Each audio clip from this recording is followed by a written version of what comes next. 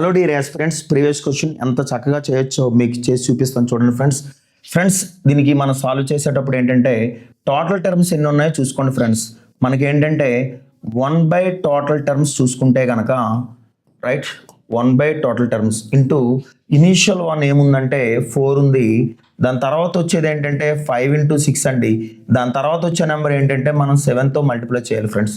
ఒకసారి కంపేర్ చేయండి ఫ్రెండ్స్. ఇక్కడ చూడండి ఎన్ని టర్మ్స్ వచ్చాయంటే 4 టర్మ్స్ వచ్చాయి. సో 1/, టోటల్ టర్మ్స్ అండి.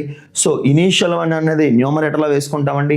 కంటిన్యూషన్గా ఉన్నటువంటి 5 and 6 అనేది డినామినేటర్లో వేసుకుంటాం. 6 తర్వాత వచ్చే నెంబర్ ఏంటంటే 7 వేసుకుంటాం ఫ్రెండ్స్. ఇది డైరెక్ట్ షార్ట్ కట్ అండి. సో చూసుకుంటే ఎన్ని టర్మ్స్ వచ్చాయంటే 4 టర్మ్స్ వచ్చాయి. ఇంటూ 4 × 7/5 × 6 అండి. రైట్ ఫ్రెండ్స్, 4కి క్యాన్సిలేషన్ అయితే కనుక 7/30 యాజ్ ఆన్సర్ అండి. రైట్ అండి. దీని తర్వాత చూద్దామండి. చూడండి ఫ్రెండ్స్.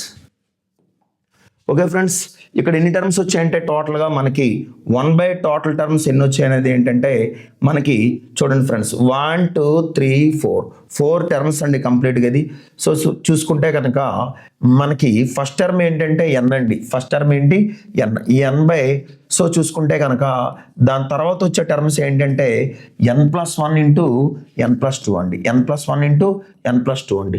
దాని తర్వాత వచ్చే టర్మ్ ఏంటంటే n+3 అండి. ఓకేనా, ఇది మనకి న్యూమరేటర్కి వెళ్ళిపోతుందండి. ఇది స్ట్రక్చర్ ఫ్రెండ్స్.